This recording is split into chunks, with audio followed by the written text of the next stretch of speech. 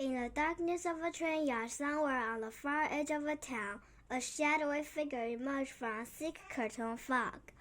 The person looked back once before dashing alongside several rows of empty train tracks. Now, if you're anything like me, you might flinch when imagining a shadowy figure emerging from nighttime fog in a nearly abandoned train yard lit only by distant street lights. But you needn't worry here. It was merely a skinny boy named Carter Locke. If you were worried about anyone at this moment, it should be the man who was not far behind. The man who was chasing Carter through the train yard, bellowing, "Carter, get back here! Don't you run from me, boy! I ain't going to hurt you." This was a lie. The man very much intended to hurt Carter. Thankfully, Carter knew it, so he pumped his legs and clutched his satchel and strained through the murk, to see which line of the cars was chugging down from the tracks and out of the yard. The wail of a horn blasted Carter's eardrums. He stumbled across the rail. Several rows away, there came a familiar metals clanking. A rusty but colorful chain of cars clacked by, catching speed and whiskering away the mist. Carter could see clearly now. He jumped over the tracks and raced to keep up the moving train. From down the yard, the cars kept coming and coming and coming. Red, blue, green, yellow, purple, red, black, orange, redder still. The colorful train reminded Carter of the first magic trick he'd ever seen.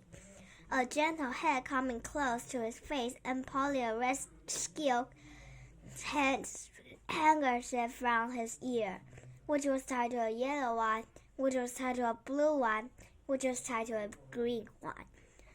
And so on and on and on and on. It was one of the few memories Carter had ever of his own father. Instinctively, Carter touched his satchel, as if to make sure the small wooden box was still inside. It was.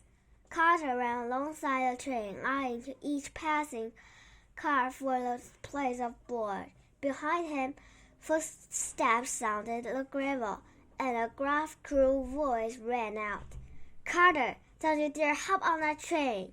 The clanking and banging did not drown out the man, who sounded closer than now, almost directly behind him. "I've got eyes and ears in every town between here and Tombaku. You'll never escape. Hear me? Never!" Carter tried not to think about what would happen if a man caught him. Instead, he focused on the locomotive.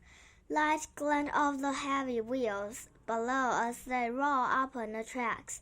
The problem with the train was that are made of metal and each ears was an integral town. If not more, once they're moving, they move quickly. If Carter got too close, if he tripped it would all be over. A bright yellow train car was now edging past him. Yellow reminded Carter of a bird when he saw locked up in a cage in the window of a past door.